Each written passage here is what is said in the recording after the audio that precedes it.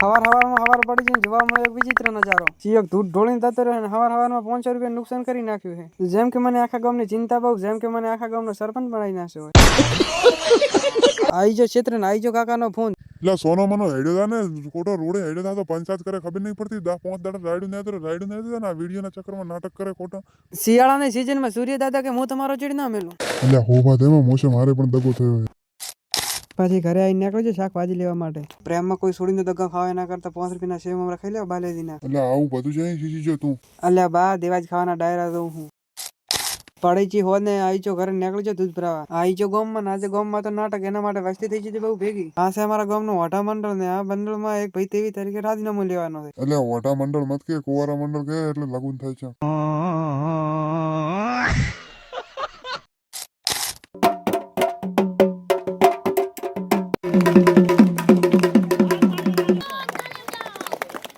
Thank you.